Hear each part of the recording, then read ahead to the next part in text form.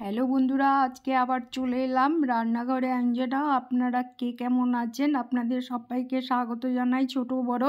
তো আজকে পাটিসাপটা রেসিপি নিয়ে চলে এলাম, বা পাটিসাপটি। এখানে চালের গুঁড়ো মাপ করে 1 বাটি নিয়ে নিলাম। তার পরিবর্তে ময়দা নিয়ে নিলাম হাফ ছোটো বাটি। তার পরিবর্তে ছোটো বাটি আমুল গুঁড়ো দুধ নিয়ে নিলাম। এবার নিয়ে নিচ্ছি সুজি, মাপ হাফ হাফ করে ছোট ছোট সাইজের বাটি। এবার সেই বাটি অনুযায়ী নারকেল নিয়ে নিলাম। এবার সেই বাটি অনুযায়ী চিনি নিয়ে নিলাম। এবার পরিমাপগুলো ঠিক ঠিক সমান মাপের হলে গুলুনিটা বেশ ভালো হয়। এবার 2 চামচ পরিমাণ মতো টেস্টের জন্য লবণ নিলাম। সব উপকরণ মিশিয়ে নেব। মিশিয়ে নেওয়ার পরে আমি এর মধ্যে দিয়ে নেব পরিমাণ মতো হালকা হালকাভাবে হালকা ঠান্ডা দুধ নিয়ে নিলাম। খুব গরম বা খুব ঠান্ডা হবে না, মাঝারি দুধ নিয়ে নিলাম। দুধ নেওয়ার পর গোলাটা ভালোভাবে এটাকে স্প্যাচুলারের সাহায্যে বানিয়ে নিলাম। বানানোটা ঠিকঠাক হতে হবে, খুব পাতলা খুব মোটা হবে না। 5 মিনিট রেস্টে রাখবো।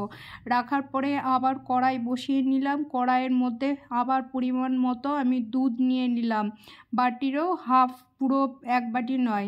এবার দুধটাকে ভালোভাবে জাল দিয়ে নেব, নাড়াচাড়া করে। একটু ফুটে উঠবে, ওপরে বলবটা হবে, ওর মধ্যে আমি দিয়ে নেব, নাড়াচাড়া করার পরে দিয়ে নেব গুঁড়ো দুধ।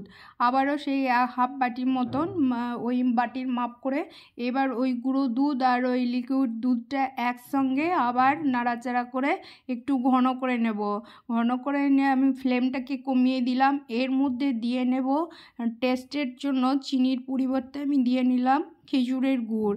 এবার খেজুরের গুড়টা যতক্ষণ না গলবে ততক্ষণ নাড়াচাড়া করে নিলাম। নাড়াচাড়া করার পর ওই দুধের মধ্যে দিয়ে নিলাম 1 বাটি নারকেল কোড়া। নারকেল কোড়া ভালোভাবে নাড়াচাড়া করে মিশিয়ে একটা পুর বানিয়ে নিলাম। পুরটা ঠান্ডা হয়ে গেছে, একটু জমাট বেঁধে গেছে, নামিয়ে নিয়েছি। এবার রেস্টে রাখা যে গোলনটা রেখেছিলাম, গোলাটা, সেই গোলাটা এবার একটু নাড়াচাড়া হাতায় করে নাড়াচাড়া করে নিলাম।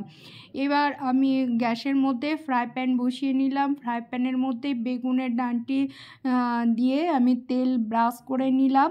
নেওয়ার পরে ওই যে গোলাটা আমি গুলে রেখেছিলাম, ওই গোলাটা হাতায় করে দিয়ে নিলাম। এবার আমি ফ্রাই প্যানটাকে নাড়াচাড়া করে নিলাম। নাড়াচাড়া করে বেশ একটু মেলিয়ে নিলাম। আর নারকেল কোড়া দেওয়া আছে, সেই জন্য একটু মোটা মোটাও হয়ে আছে। টেস্টের জন্য আমি দিয়েছি, আপনারা প্রয়োজন হলে ওটা ব্যাক করতে পারেন, দিতেও পারেন, না দিতেও পারেন। এবার এর মধ্যে আমি পুরটা দিয়ে নিলাম। পুরটা আমার একটু টাইট হয়ে গেছে, আপনারা এর থেকে একটু নরম দেখে নামিয়ে নেবেন। এবার উল্টে দেব, ফোল্ড করে নেব, খুন্তি দিয়ে উল্টে দিয়ে নিয়ে আবারও ফোল্ড করে দেবো উল্টে। এইভাবে আমি প্রত্যেকটা পাটিসাপটা বানিয়ে নেব। এবার ঘুরিয়ে খুন্তি দিয়ে আবার উল্টে নিলাম। এইভাবে 3টে ফোল্ড হবে রোলটা। আবারও খুন্তি দিয়ে উল্টে নিলাম। এইভাবে প্রত্যেকটাই আমি পিঠে বানিয়ে নেব।